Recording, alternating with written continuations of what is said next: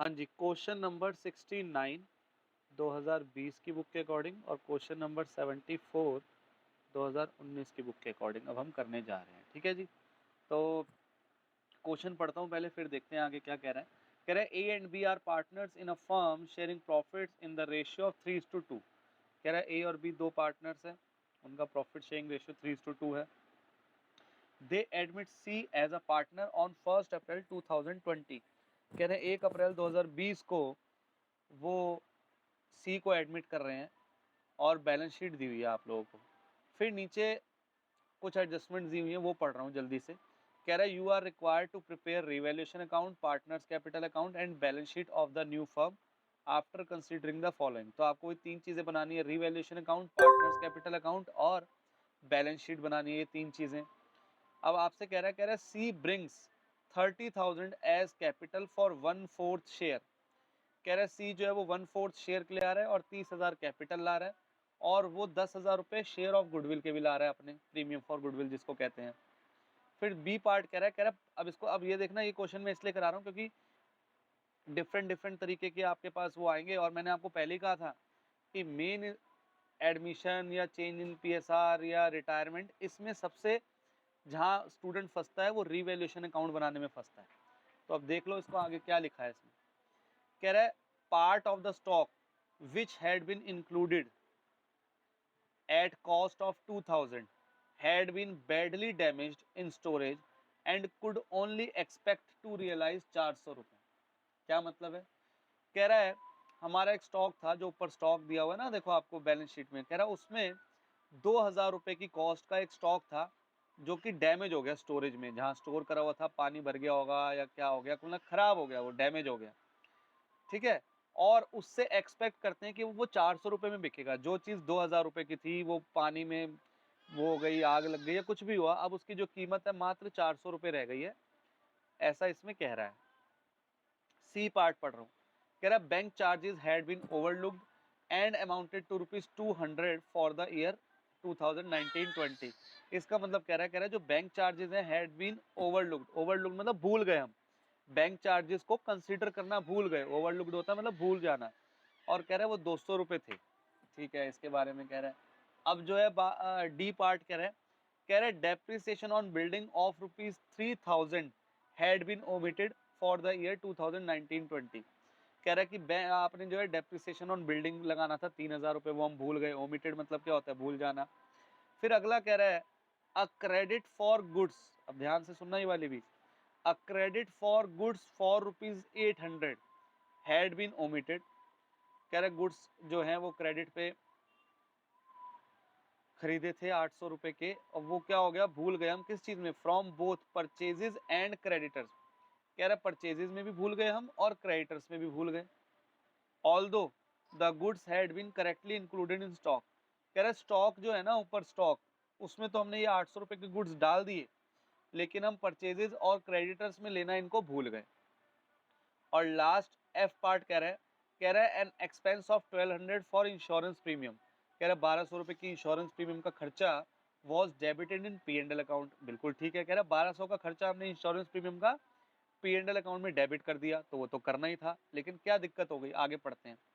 Of 2019-20 but ₹600 of this are related to the period after 31 March 2020। क्या मतलब हो गया इसका? कह रहा है कि इस 1200 में से 600 रुपए ऐसे थे जो अगले साल के थे, मतलब प्रीपेड थे, और हमने 1200 रुपए इस साल में लिख दिए P&L अकाउंट में। तो आपको पता है कि जो इंश्योरेंस प्रीपेड होते हैं या प्रीपेड होते हैं एक्सपेंसेस, उनको हम इस साल में कंसीडर नहीं करते, लेकिन इन्होंने गलती से 1200 रुपए पूरे ले लिए इसी साल के P&L में, लेकिन 1200 नहीं आने थे, 600 आने थे। तो ये भी आप समझ गए हो कि क्या गड़बड़ हुई है, मतलब ठीक है ना। तो क्वेश्चन करते हैं, फिर देखते हैं क्या कह रहा है। तो हमें तीन चीजें बनानी है, जो तीन चीजें बनानी है उसको मैं सबसे पहले बना लूंगा। सबसे पहले रीवैल्यूएशन अकाउंट,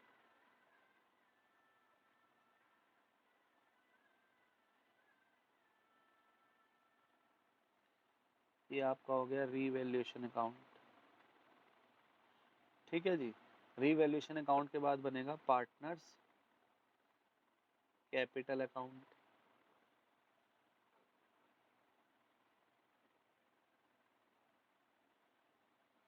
3 पार्टनर है नए वाले को मिला के।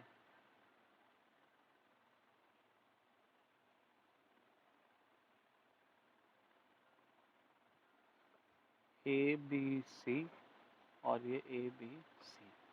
पार्टनर्स कैपिटल के बाद बनेगा आपका बैलेंस शीट।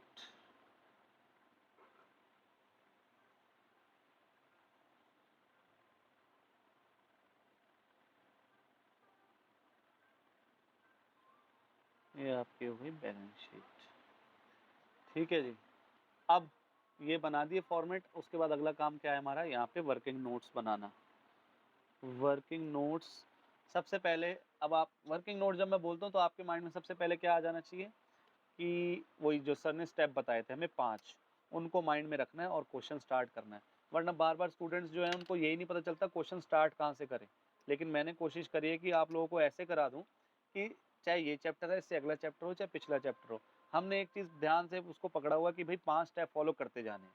जो क्वेश्चन में पूछा हुआ पहले वो बना दिए, और फिर जो 5 स्टेप हमने इतनी प्रैक्टिस करी है जिसकी, वो शुरू हो जाएंगे करना। तो पहला स्टेप है calculation of sacrificing gaining ratio. तो क्या इस क्वेश्चन में इसका वर्किंग नोट बनाने की जरूरत है? क्या हमें सैक्रिफाइसिंग रेशियो निकालना पड़ेगा या हम देख के भी बता सकते हैं? हम इसमें देख के भी बता सकते हैं, हाँ। क्यों? क्योंकि इसमें कह रहा है कि वो जो नया पार्टनर है वो 1/4 शेयर के लिए आ रहा है और साथ में कोई कंडीशन लेके नहीं आ रहा। तो इसका मतलब जो ए और बी की ओल्ड रेशियो है वही उनकी सैक्रिफाइसिंग रेशियो है। तो पहला स्टेप जो है हमें करने की ज़रूरत नहीं है। फिर दूसरा स्टेप होता है ट्रीटमेंट ऑफ गुडविल। तो क्या ट्रीटमेंट ऑफ गुडविल का इसमें कुछ करना पड़ेगा? हाँ, वो प्रीमियम फॉर गुडविल का पैसा लाया है, और नहीं भी लाया होता तो भी हम एंट्री तो करते हैं ना। अगर वो प्रीमियम फॉर गुडविल का पैसा नहीं भी लाता तो भी एंट्री करते हैं उसकी कैपिटल को डेबिट करके, मेरे ख्याल आप लोगों को याद होगा। लेकिन इसमें तो वो ला रहा है, तो हम ये कर लेते हैं ट्रीटमेंट ऑफ गुडविल। और अब ये याद रखना, मैं ये जो शॉर्ट में लिखता हूँ टी ऑफ जी डब्ल्यू, आपने एग्जाम में नहीं ऐसे करना, आपने सब कुछ पूरा पूरा लिखना है। ट्रीटमेंट ऑफ GOOD WIL ऐसे करके पूरा लिखना है, ठीक है ना। तो अब ट्रीटमेंट ऑफ गुडविल में सबसे पहले क्या करेंगे हम, सबसे पहले जर्नल एंट्री करेंगे। कैश से करूँ या बैंक से करूँ एंट्री, जो वो कैपिटल और वो लाया है गुडविल का पैसा? Very good. क्यों? क्योंकि बैलेंस शीट में हमको बैंक दिया हुआ है, तो हम भी एंट्री बैंक से ही करेंगे। तो पहली एंट्री हो गई bank account debit to C's capital to premium for goodwill. ठीक है जी। और जो अमाउंट है वो है बैंक में आ गए 40,000, कैपिटल के आए हैं 30,000 और प्रीमियम फॉर गुडविल के आए हैं 10,000। तो ये आपकी एंट्री होगी। उसके बाद दूसरी एंट्री होगी, ये जो प्रीमियम फॉर गुडविल का पैसा है ये डिस्ट्रीब्यूट हो जाएगा सैक्रिफाइसिंग पार्टनर्स में। और सैक्रिफाइसिंग पार्टनर्स कौन है? दोनों ही हैं, एज कैपिटल अकाउंट और बीज कैपिटल अकाउंट। और प्रीमियम फॉर गुडविल का पैसा है 10,000, और ये 10,000 ए और बी को मिल जाएंगे 3:2 की रेशियो में। तो 3:2 की रेशियो कितनी आएगी? 6,000 और 4,000, 6,000 इसको, 4,000 इसको। अब आते हैं स्टेप नंबर 3। स्टेप नंबर 3 है हमारा treatment of accumulated reserves profit and loss. तो वो मेरे को लगता है इस क्वेश्चन में कोई भी प्रॉफिट या लॉस दिख तो रहा नहीं मुझे बैलेंस शीट में, तो वो भी हमें स्टेप नहीं करना है इसमें। फिर आता है स्टेप नंबर 4 जिसको कहते हैं रीवैल्यूएशन अकाउंट, जो कि इस क्वेश्चन के मेन पार्ट में आपसे पूछा हुआ है। और यही है, मैं बार बार बोल रहा हूँ, यहीं फंसते हैं स्टूडेंट।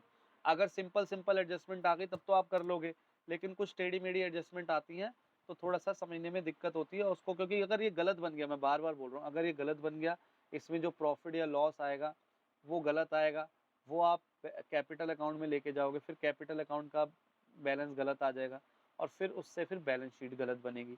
चाहे आपकी बैलेंस शीट मैच कर जाएगी, लेकिन आप ये देखो कि गलत होएगा अगर आपने रीवैल्यूएशन सही नहीं बनाया। तो आपने क्या करना है, इसमें बहुत फोकस आपको रीवैल्यूएशन अकाउंट में लेके चलना है। चलो फिर भी मैं पढ़ता हूँ और आप लोगों से पहले पूछूंगा, आप लोग बताना मुझे कि क्या होगा।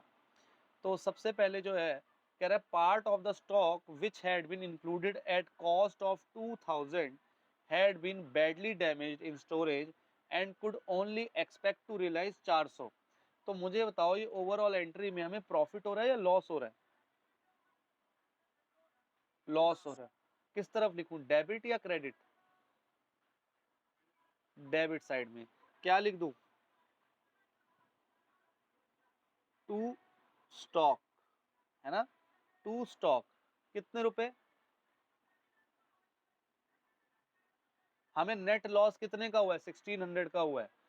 अगर इसमें ये लिखा होता ना कि 2000 रुपए का लॉस हो गया स्टॉक का और 400 रुपए रियलाइज हो गए, तो फिर मैं लिखता bank account debit to revaluation 400 रुपए, समझ गए कि 400 रुपए मुझे बैंक मिल चुका है, मतलब मेरा बैंक बैलेंस बढ़ चुका है। पर इसमें क्या लिखा है?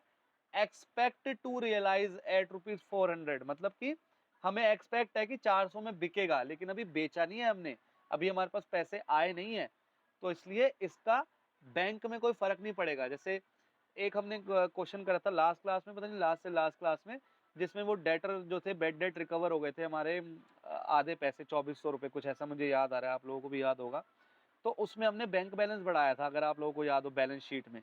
लेकिन इसमें मत कर देना कि 400 रुपए हमारा बैंक बैलेंस बढ़ गया, क्योंकि बिक गया है, बिका नहीं है। देखो क्या लिखा है, एक्सपेक्ट टू रियलाइज 400, हमें एक्सपेक्ट है कि 400 रुपए का बिकेगा। क्लियर है आप लोगों को? तो इसलिए अभी हमें देखा जाए तो नेट लॉस 1600 का हुआ है, 2000 का स्टॉक खराब हो गया और वो एक्सपेक्ट है कि 400 रुपए का बिकेगा, तो एक्चुअल में देखा जाए तो हमें 1600 का लॉस हुआ है। पहला खत्म पार्ट। अब सी पार्ट पे आते हैं। कह रहा है बैंक चार्जेस थे 200 रुपए के और हम गलती से लेना भूल गए, तो गलती से भूल गए तो अब ले लो। तो अब मैं किस तरफ लिखूं, डेबिट या क्रेडिट? बैंक चार्जेस डेबिट, हमारा एक तरीके का क्या है, ये एक्सपेंस है, लॉस है। बैंक चार्जेस, ठीक है, तो ये बैंक चार्जेस कितने रुपए, 200 रुपीज। ठीक है जी। उसके बाद अगला क्या है, कह रहा है depreciation on building 3000 had been omitted, 3000 का डेप्रिसिएशन लेना भूल गए, अब ले लो। तो किस तरफ लेंगे, डेबिट साइड में। To depreciation on building, to depreciation on building कितना है ये, 3000,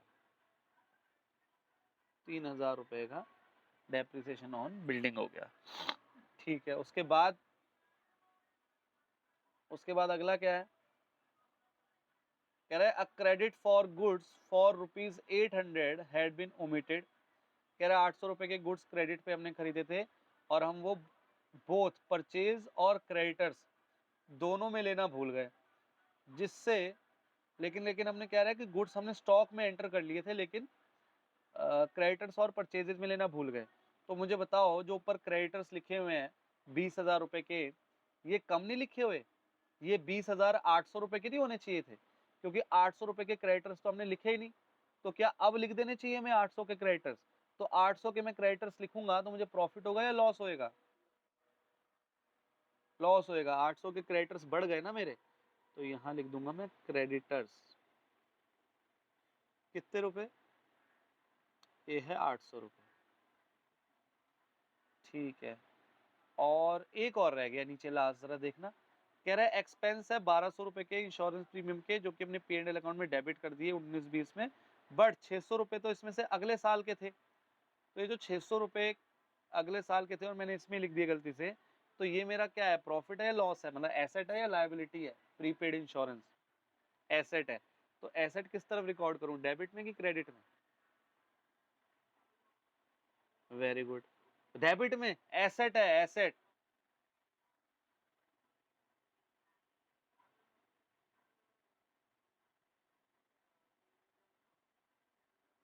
एक्रूड इनकम किस तरफ लिखा था आपने, ड्यू बट नॉट रिसीव्ड, इस तरफ नहीं लिखा था? अभी हमने एक क्वेश्चन करा था, आयुष को आया ये समझ?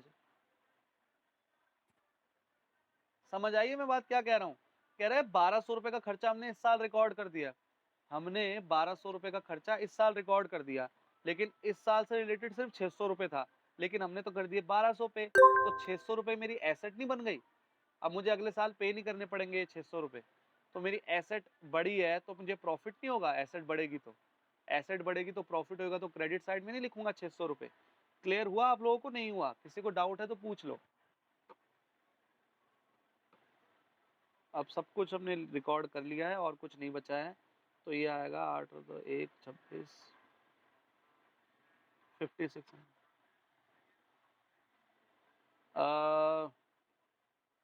कोई जवाब देना चाहेगा या मैं ही दूं, प्रीपेड? अच्छा आप ये बताओ आपने 11th में पढ़ा था ये प्रीपेड, हाँ, हाँ, ये तो यही तो पूछ रही है वो। प्रीपेड एक्सपेंस और आउटस्टैंडिंग एक्सपेंस में डिफरेंस पता है क्या प्राची पारोल आप लोगों को? थोड़ा-सा अगर पता है तो मुझे आइडिया दो, फिर मैं उस तरीके से आपको समझाऊँगा। आउटस्टैंडिंग एक्सपेंस क्या होता है या प्रीपेड एक्सपेंस क्या होता है? कुछ आइडिया है तो आप बताओ, अदरवाइज़ फिर मैं बताता हूँ। हाँ, हाँ। और outstanding expense? Due but not paid. Outstanding expense होता है कि ड्यू हो चुका है पर हमने पे नहीं करा। और प्रीपेड एक्सपेंस होता है कि हमने एडवांस में पे कर दिया। तो आई होप आपने 11th में पढ़ा हो कि जो आउटस्टैंडिंग एक्सपेंस होता है वो हमारी लायबिलिटी होता है, उसको हम क्रेडिट करते थे। और प्रीपेड एक्सपेंस हमारा एसेट होता था जिसको हम डेबिट करते थे। क्यों? क्योंकि अब हमें अगले साल नहीं पे करना पड़ेगा ना। अब हमें अगले साल नहीं पे करना पड़ेगा, तो इसलिए हमारी एसेट है। या दूसरे तरीके से आप ये समझो, जो मैं 11th वालों को अपने एग्जांपल देता हूँ वो आपको भी एग्जांपल देता हूँ। मान के चलो आप जो है रेंट पे आपने घर लिया कहीं, या अपना बिजनेस जो है आपने रेंट पे लिया। तो अब वहां पर क्या कहते हो, आप एडवांस में रेंट देते हो ना कि भाई जैसे आज 1 तारीख है तो आपने 1 तारीख को आज रेंट दिया और फिर पूरा महीना रहे। जैसे मान के चलो आपने 1 सितंबर को रेंट दिया और 1 सितंबर से 30 सितंबर तक आप रहे, तो आपने एडवांस में पैसे दे दिए, तो आप फिर रह रहे हो। अब मान के चलो अपना 1 अक्टूबर आया, अब आपने जो है ना 1 अक्टूबर को उसको पैसे दे दिए। हालाँकि देखा जाए तो कब देने थे? 1 अक्टूबर से 31 अक्टूबर तक रहने के बाद आपने पैसे देने थे 31 अक्टूबर को, लेकिन आपने एडवांस में दिए। तो जब आप 1 अक्टूबर को उसको पैसे दोगे और मान के चलो आपको लगता है यार अब मुझे नहीं रहना, मतलब इस घर में मुझे जाना है जो आपने रेंट पे लिया है, तो आपने अगले 2 तारीख को ही कह दिया कि भाई मुझे पैसे वापस दे दो। और मान के चलो ऐसा रूल है कि आप पैसे वापस ले सकते हो और वो मतलब जाने देगा आपको। तो क्या आपको वो पैसे वापस नहीं मिल गए जो आपने 1 तारीख को दिए? क्योंकि आपने एडवांस में दिए थे। और जब तक आप पूरा रह नहीं लेते तो आपके पैसे एडवांस में गए हुए हैं। या आप मेरा एग्जांपल ले लो, चलो जैसे आप मुझे फीस देते हो, आप स्टार्टिंग में फीस देते हो ना, फिर मुझसे पढ़ते हो, तो आप लोग बीच में कह सकते हो ना सर अब हमें आपसे नहीं पढ़ना, तो हमने जो एडवांस फीस दी है वो वापस दे दो, तो वो कैश में कन्वर्ट हो गई ना। एसेट की वो क्या होती है डेफिनेशन, कि जो ऐसी चीज जिसको आप कैश में कन्वर्ट करा सको। तो अगर आप किसी को एडवांस में कोई पैसे दे देते हो और आपको उसकी सर्विस यूज़ नहीं करनी या आपने वो उस घर में नहीं रहना, तो आप पैसे ले सकते हो ना वापस। तो इसलिए वो एसेट होती है कि भाई कैश में कन्वर्ट हो जाएगी क्योंकि आपने एडवांस में दिया है। तो आप उस पे हक जमा सकते हो कि हाँ भाई हमने तो पहले दे दिए, हमें वापस करो, इस तरीके से। समझ आया कि प्रीपेड एक्सपेंस जो है वो एसेट की होती है क्योंकि हम एडवांस में दे देते हैं और चाहें तो हम बीच में वापस ले सकते हैं क्योंकि हमने पहले ही एडवांस में दे दिए। क्लियर हुआ थोड़ा-सा आइडिया? और आउटस्टैंडिंग क्या होता है कि भैया आप मान के चलो 1 अक्टूबर से 31 अक्टूबर तक रह लिए उस रेंट के घर पे। अब आपको 31 अक्टूबर को उसको पैसे देने ही देने हैं, चाहे आप आगे रहो या ना रहो। अब आप चाहे 1 नवंबर से आगे रहो या ना रहो, लेकिन 31 आपने पहले सर्विसेज़ ले ली और अब तो आपको पैसे देने ही पड़ेंगे चाहे आप आगे रहो या ना रहो। तो इसलिए वो लायबिलिटी हो जाती है, क्योंकि हमने पहले सर्विसेज़ ले ली और अब हम बाउंड हो गए हैं कि हमें पैसे तो देने ही पड़ेंगे। तो टेंशन है कि भई हमने पहले सर्विस ले ली और अब पैसे देने हैं, तो इसलिए उसको कहते हैं expense due but not paid. तो वो आपकी टेंशन हो जाती है, मतलब आपकी लायबिलिटी हो जाती है। और जिसमें आप एडवांस में दे देते हो पैसे, उसमें हम कहते हैं कि भई हमने एडवांस में दिए और हम चाहें तो आगे अगर वो सर्विसेज या वो घर पे नहीं रहना चाहते तो हम पैसे वापस ले सकते हैं। मान के चलो आपने 1 को पैसे दिए, आपको पैसे देने कब थे? 31 अक्टूबर को देने थे और आपने 1 अक्टूबर को दे दिए पैसे। तो आपका 2 तारीख को विचार बना कि नहीं भई अब मुझे इस घर में नहीं रहना। तो आप 2 तारीख को लैंडलॉर्ड को के जाके कह सकते हो ना कि भई हमारे पैसे वापस दे दो, हमने नहीं रहना और हमने आपकी वो यूज़ ही नहीं करा, मतलब पूरा जो है 1 तारीख को पैसे दिए थे, 2 को वापस ले लिए। तो पूरे महीने रहे नहीं, तो कैश में कन्वर्ट हो जाता है ना ये चीज़, तो उसको कहते हैं एसेट, जो कैश में कन्वर्ट हो जाए। तो इसलिए ये प्रीपेड इंश्योरेंस जो हमने अगले साल देने थे, इस बार पहले ही दे दिए, तो हम चाहें तो हक से पैसे वापस ले सकते हैं, इस वजह से हमारी एसेट होती है। ठीक है ना? किसी की सर्विसेज ली थी और आपने पहले ही पैसे दे दिए, तो वो एसेट हो गई। चलो जी, लॉस आ गया 5,000 रुपये। तो अब इस लॉस को अब हम ट्रांसफर करेंगे बाय लॉस ट्रांसफर टू, ये सिर्फ ओल्ड पार्टनर्स को जाता है ये रीवैल्यूएशन का पैसा। तो एज कैपिटल और बीस कैपिटल को 5,000 रुपये बटेंगे किस रेशियो में? 3:2, जो इनकी ओल्ड रेशियो होती है। तो 3,000 रुपये इसको और 2,000 रुपये इसको लॉस हमने डिस्ट्रीब्यूट कर दिया। अब ये काम हो गया ना, आगे का बार बार बोलता हूँ मैं, आगे का काम तो बहुत आसान है। तो ज़रा क्या करें हम, सबसे पहले कैपिटल अकाउंट उठाएंगे, उसमें लिख देंगे बाय बैलेंस बी डी। और बाय बैलेंस बी डी कितना है? ए का है 60,000, और बी का 40,000 और सी का ओपनिंग बैलेंस नहीं है, बैलेंस बीडी नहीं है। और अब हमने क्या करना है, देखना है कैपिटल कहाँ कहाँ पे डेबिट और क्रेडिट हुई है, उनको उठा के लिख देना है। तो सबसे पहले मुझे सी की कैपिटल क्रेडिट दिख रही है, तो सी की कैपिटल की क्रेडिट साइड है ये, तो यहाँ लिख देंगे बाय, किसने करा उसको क्रेडिट, जो उसके अपोजिट में, मतलब बैंक ने, तो बाय बैंक। और अमाउंट कितना आएगा, कैपिटल के आगे कितना लिखा है 30,000, तो वो कैपिटल लाया है 30,000 रुपीज़। उसके बाद और कहाँ पे कैपिटल क्रेडिट हुई है, यहाँ ए और बी की कैपिटल क्रेडिट हुई है, तो इस तरफ आएगा। ए और बी में किसने करी है, प्रीमियम फॉर गुडविल ने, तो यहाँ लिखेंगे बाय प्रीमियम फॉर गुडविल। और अमाउंट कितना आएगा 6,000 और 4,000 रुपये, 6,000 और 4,000। ठीक है जी। और एक कैपिटल और यहाँ हुई है ये कैपिटल डेबिट हुई है, तो इस तरफ आएगा, क्योंकि लॉस है तो उनकी कैपिटल कम होएगी, तो डेबिट साइड में आएगा। तो इधर लिखेंगे to revaluation account, to revaluation account bracket में लॉस। ठीक है, ब्रैकेट में लॉस। तो अब ये कितना है, 3,000 रुपये ए को और 2,000 रुपये बी को, सी को कुछ नहीं। और इसके अलावा और कहीं पे कैपिटल डेबिट या क्रेडिट कुछ नहीं हुआ है, ठीक है ना। तो इसलिए अब आप क्या करोगे, कैपिटल अकाउंट का बैलेंस सीडी निकाल दोगे, और कुछ है ही नहीं क्योंकि। तो अब मैं यहाँ करता हूँ इनका बैलेंस सीडी निकालता हूँ। ये हो गया 66,000, ये हो गया 44,000, ये हो गया 30,000। ठीक है जी, ऐसे इस तरफ भी करेंगे ये, और ये होएगा 66,000, ये हो गया 44,000, और ये है 30,000। और अब इसमें से ये माइनस कर देंगे, तो हमारे जो बैलेंस सीडी आएंगे, वो बैलेंस सीडी जो आपके आएंगे वो है 66 में से 3 गए 63,000, 44 में से 2 गए 42,000, और 30 में से कुछ भी नहीं गया, तो 30,000 का 30,000 बैलेंस बच गया। तो ये आपका जो है बैलेंस शीट ही निकल आया कैपिटल का इनका। अब जो अगला काम हमें करना है, बैलेंस शीट बनानी है। तो बैलेंस शीट कैसे करते हैं, पुरानी बैलेंस शीट देखेंगे और उसमें जिसमें चेंजेस हुए हैं उसमें चेंज करते जाएंगे। तो सबसे पहला जो हमारा चेंज, सबसे पहले जो दे रखा है वो है बिल्डिंग। तो बिल्डिंग लिखते हैं सबसे पहले। तो बिल्डिंग जो हमारी थी वो थी कितनी, 50,000, और उसमें चेंज हुआ है कैसे, हमने 3,000 का डेप्रिसिएशन लगाया बिल्डिंग में। तो बिल्डिंग 50,000 में से 3,000 गए, तो हमारा जो बिल्डिंग का बैलेंस बचेगा वो बचेगा 47,000 रुपीज़। अब उसके बाद अगला है प्लांट एंड मशीनरी। तो प्लांट एंड मशीनरी में कोई चेंज नहीं हुआ है, तो प्लांट एंड मशीनरी को सेम टू सेम वैसे लिख रहा हूँ मैं, जो कि है 30,000, 30,000 रुपये। ठीक है जी। उसके बाद जो अगला चेंज है वो आपका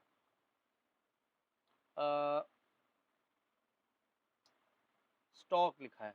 तो स्टॉक हमारा जो है ना, स्टॉक जो था वो था 20,000 रुपीज़, 20,000 रुपीज़ था, और 1,600 का चला गया, क्योंकि जो बाकी बचा हुआ तो 400 रुपये का बिक जाएगा ना। तो इसलिए जो हमारा स्टॉक कम हुआ है वो 2,000 का कम नहीं हुआ है, 1,600 का कम हुआ है, क्योंकि बाकी का स्टॉक तो हम 400 रुपये में बेच देंगे। तो ये 1,600 माइनस करेंगे कितने में से, 20,000 में से। और जो नीचे उसने लिखा था ना, एक ई पार्ट वाली एडजस्टमेंट पढ़ो, जिसमें लिखा था a credit for goods for 800 had been omitted from both purchases and creditors although the goods has been correctly included in stock. तो कह रहा है जो 800 रुपये थे वो हमने स्टॉक में इंक्लूड कर दिए थे। इसका मतलब जो आपको 20,000 स्टॉक दिख रहा है, उसमें जो हमने 800 रुपये के उधार पे खरीदे थे वो कह रहा है हमने स्टॉक में इंक्लूड कर दिए थे। तो 20,000 में वो 800 रुपये इंक्लूड है। तो हमारा जो स्टॉक में चेंज हुआ है वो क्या चेंज हुआ है, 20,000 के स्टॉक में से 1,600 का स्टॉक चला गया। तो 20,000 में से 1,600 का स्टॉक चला गया, तो कितना आएगा 18,400। ठीक है जी। उसके बाद और क्या है, स्टॉक के बाद है डेटर्स। क्या डेटर्स में कोई चेंज हुआ है, नहीं, डेटर्स में तो कोई चेंज नहीं हुआ, सेम टू सेम वैसे लिख देते हैं। डेटर्स में कोई चेंज नहीं हुआ, तो डेटर्स तो आपके 10,000 के 10,000 ही रहे। ठीक है जी। उसके बाद अगला क्या है, अगला आपका जो है वो है बैंक। तो इस बैंक को ध्यान से देखना, बैंक में क्या क्या हुआ, पहले कितना था बैंक, 10,000 रुपये। कोई बताएगा और कितना आया बैंक, 10,000 के बाद बैंक और कितना आया है, 10,000 तो ओपनिंग में था, शुरुआत में हमारा बैंक। 40,000 ये लिखा, वेरी गुड, ये बैंक का 40,000 रुपीज़ और आया है। तो 40,000 रुपये बैंक में और आ गए। और कहीं गए भी हैं क्या पैसे, या और कहीं कुछ आया गया हो, आपको लग रहा है कुछ और कहीं बैंक आया या गया है? वेरी गुड, ये जो बैंक चार्जेस हैं ये हमने पे करे होंगे ना, बैंक चार्जेस हमने पे करे होंगे कितने, 200 रुपये। तो 200 रुपये अब हम बैंक चार्जेस के माइनस करेंगे। तो 200 रुपये हम माइनस कर देते हैं इसमें से, ठीक है। कितना हो गया ये, 50 में से 200 गए, 50,000 में से 49,800। और एक चीज और रह गई बैलेंस शीट की एसेट साइड में, कोई बताएगा वो? अब तो हिंट दे दिया मैंने screen. Very good, prepaid insurance, अभी तो बताया था हमारी एसेट होती है। तो एसेट होती है तो इस तरफ आएगी।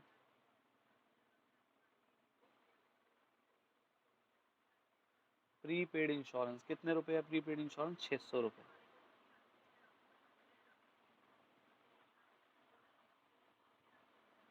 देखो ऐसा क्वेश्चन ना एग्जाम में 8 नंबर का आता है, और ये बहुत मतलब आप देख रहे हो कितना आसान क्वेश्चन है। वैसे मतलब मैं बार बार बोल रहा हूँ कि आप अगर फंसोगे तो इसमें फंसोगे बस, बाकी क्वेश्चन तो हमने रट ही लिया है। आप मैं तभी तो मतलब मुझे नहीं पता बाकी ट्यूशन वाले या बाकी स्कूल में कैसे पढ़ाते हैं। मेरा तो बड़ा सिंपल सा तरीका है, वो 5 स्टेप, मैं तो वो 5 स्टेप के पीछे पड़ जाता हूँ। मैं बार बार अभी देखना मैं और कितनी बार बोलूंगा 5 स्टेप 5 स्टेप, वो 5 स्टेप करने हैं आपको। फॉर्मेट बना दो, वरना कई स्टूडेंट होते हैं क्या कंफ्यूज हो जाते हैं, सर हमने ना क्वेश्चन पढ़ा, हमें समझ नहीं आया कहाँ से शुरू करें। आधे स्टूडेंट तो ये कंफ्यूज होते हैं, सर हमें समझ नहीं आया क्वेश्चन स्टार्ट कहाँ से करना है। कई लोग क्या करते हैं, क्वेश्चन में रिवैल्यूएशन अकाउंट, कैपिटल अकाउंट और बैलेंस शीट पूछा है तो रिवैल्यूएशन अकाउंट बनाने लग जाएंगे पहले। अरे तुम्हें यही नहीं पता कि उनकी सेक्रीफाइसिंग गेनिंग रेशियो क्या है, गुडविल वगैरह है नहीं है, तुम सीधा ये बनाने लग जाते हो और फिर कैपिटल अकाउंट बना देंगे। आप मुझे खुद बताओ, ये जो 5 स्टेप को बिना फॉलो करे आप कैपिटल अकाउंट बना सकते हो? आपको पता ही नहीं होगा कैपिटल अकाउंट में आना क्या है। तो आधे स्टूडेंट तो इसमें कंफ्यूज हो जाते हैं। लेकिन मैं तो ये समझता हूँ और मेरा एक्सपीरियंस ये रहा है कि बच्चों को, मैं स्टूडेंट्स को इतना अच्छे से वो 5 स्टेप पीछे पढ़वा देता हूँ कि आपने उसी को पकड़ के चलना है। आपको पता चल जाएगा क्वेश्चन स्टार्ट कहाँ से करना है। आधों को यही नहीं पता चलता क्वेश्चन स्टार्ट कहाँ से करना है। आप लोगों को सबसे पहली चीज़ तो यही पता है, आपको पता है कि सर हमें 5 स्टेप यहाँ से फॉलो करते जाने हैं। कैलकुलेशन गेनिंग सेक्रीफाइसिंग रेशियो निकालनी है तो वो निकालेंगे, फिर गुडविल करेंगे, फिर हम एक्यूमुलेटेड रिजर्व्स प्रॉफिट लॉस करेंगे, फिर हम रिवैल्यूएशन करेंगे और फिर ये करेंगे। तो हमें एक स्टेप पता है ना, एक एक स्टेप चलते जाएंगे तो हम फंसेंगे ही नहीं। तो इसलिए आपसे बार बार मेरी रिक्वेस्ट है, चाहे मैं आप लोगों का टेस्ट लूँ, चाहे आप घर में होमवर्क करते हो, तो इसी तरीके से फॉलो करा करो जिस तरीके से मैं कराता हूँ। एक तो इससे आपको पता चल जाएगा कि क्वेश्चन करना कैसे है, आप अटकोगे नहीं कि अब क्या करना है। आपको ये माइंड में ये पहली चीज़ तो ये आएगी नहीं अब क्या करें, जो आधे स्टूडेंट्स को आती है। और दूसरी चीज़, ये फास्ट तरीका है क्वेश्चन करने का। अकाउंट्स में दिक्कत ये होती है कि हमारा कुछ पेपर कंप्लीट नहीं होता, लेकिन ये फास्ट तरीका है, इससे आप जल्दी कर सकते हो ये क्वेश्चन। तो इसलिए प्लीज़ इसकी इतनी प्रैक्टिस करो कि आपका खुद ही हाथ चले, आपको दिमाग ना लगाना पड़े। चलो जी, बैलेंस शीट के अब हम लायबिलिटी साइड पर आते हैं। अब लायबिलिटी साइड में सबसे पहले हमने देखा तो कैपिटल दिया हुआ है क्वेश्चन में, जो लायबिलिटी साइड दी हुई है, तो हम भी यहाँ पे लेते हैं कैपिटल। कैपिटल में है ए, बी और अब सी भी आ गया है, तीनों हो गए हैं और उनकी कैपिटल ये रही, 63,000, 42,000 और 30,000